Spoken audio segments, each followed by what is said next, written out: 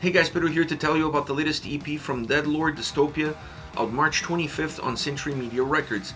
This release has 6 tracks, 27 minutes in length, and this is the follow-up to their 4th full-length album, Surrender, which came out in 2020.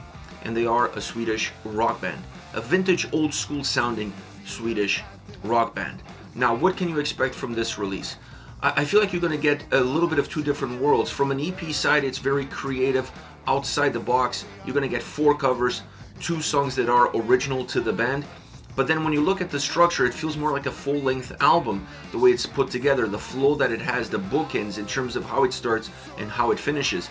It starts off with Dystopia, a song that was actually the closing track in Surrender, now gets more of a predominant spot on this track listing.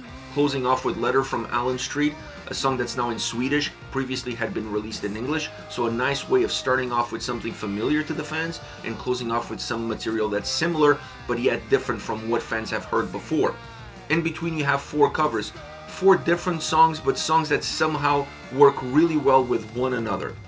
One thing you can take away from this EP is that every single track sounds like a Deadlord song. They kept a lot of the original vibe, a lot of the original atmosphere alive in the cover specifically, but they were able to give it their own DNA, their own fingerprint, which allows these 6 songs to feel very well connected with one another. You don't really feel like you're almost going through a cover. It just feels like all part of original material from the band, and that's always a great thing when you're putting something together. You want to make sure that the listener feels connected with the experience and also connected with the band themselves. Now let's go through song by song, starting off with Dystopia. I love the little bit of the psychedelic rock that this track has, something that you see at the beginning of the track, but then it permeates throughout the entire track, peeking in here and there. It has great atmosphere, it has great presence, super driven song as far as the guitars are concerned, a little bit more direct in the verses, a little bit more melodic in the chorus, both musically and vocally. I just love the fuzz that this track has. It has a little bit of dirt as far as the guitar sound and even bass sound is concerned, but it's an absolute earworm. I don't think of a better track to start off with, and considering that this was the closing track of Surrender, like I said earlier, you really want to give it a little bit more attention because it's an incredible song in terms of sound, experience, and vocals. Having it as the opening track is that perfect way of letting fans know that this song is outstanding and it deserves all the attention that it can get. Right after this comes Sleeping My Day Away, a Dead cover. I love this cover. One of my favorites on this EP. It has a lot of the original material as far as sound, atmosphere, presence is concerned, but it just has a little bit more of Deadlord DNA in it. The guitars are slightly dirtier than the original, so that gives the song more grit. It makes the song feel slightly more driven. It has a little bit more weight to it, more groovy even, but it has that dirty sound that really becomes the calling card of the entire EP and the calling card of every single cover. That's perhaps the main difference when you look at this specific track and you look at the original. The original is a lot more melodic, is a lot cleaner. This one is definitely a lot dirtier, but the atmosphere of the original is still there through and through. You can totally tell where it's at, where it's coming from, and the impact that it's had, but you could also tell where they're coming in and really changing this in order to make it a Deadlord song through and through. Next you have Ace in the Hole. This is a Winterhawk song original, and this track has this dirty rock vibe to it. Not the same grittiness as the previous song, but it has more of a slow movement, dirty rock atmosphere to it. Very similar in terms of how the guitars drive the experience. This is something that connects every single track on this release. You're really driven through each and every single song by the guitar sound, and then you connect to that sound the vocal approach. These become the pillars on any given track that you're going to listen to throughout these 6 songs.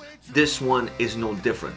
I love the experience, I love the movement that it has, I love how the bass really complements well what the guitars are doing sound-wise, and then together they allow the vocals to have a pedestal to work on and really create an incredible experience from start all the way to finish.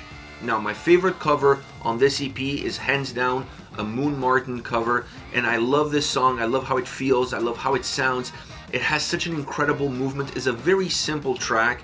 It's one of the shortest tracks. It just takes you straight to the point. It doesn't really deviate that much.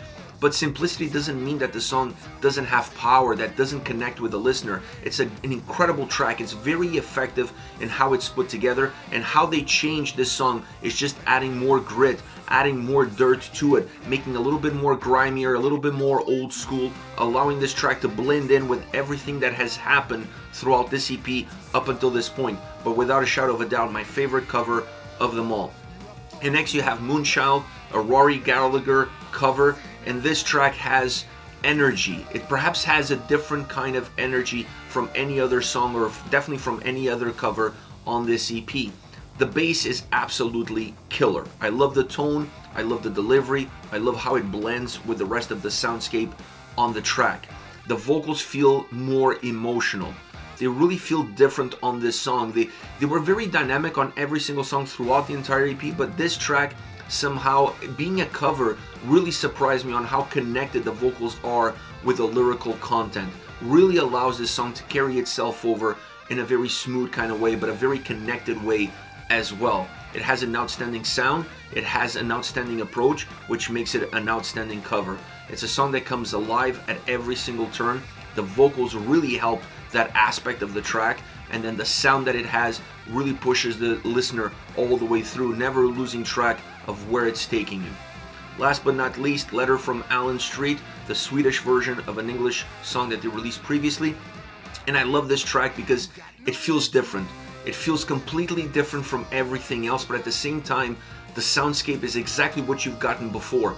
Just changing the vocals in terms of going from English to Swedish really connects this song in a much different way with the listener. It's a track that has a different impact, has a different emotion. It feels and it sounds almost different, even though it doesn't. So I like how they put this track together. I like the nuances that the track brings to the table, and you're finishing off the EP with perhaps the two most emotionally driven songs for different reasons. One, I believe, that was more emotionally driven due to the lyrical content that it had, that being Moonchild. This one is more emotionally driven because you're changing the vocals and you're changing the lyrics into Swedish, and that allows you to go a little bit deeper into the well in terms of what you can bring out from a lyrical content perspective, and then the connection that gives to the song itself. So perfect way of moving towards the end of the record, perfect way of ending this EP with two very interesting songs that started in very different places, but at the same time finished exactly at the same point. This is it, Dead Lord with Dystopia, out March 25th. Let me know your thoughts on the band, on the EP, on their singles. Use the comment section below. I'll be reading those and getting back to you. Take care, guys.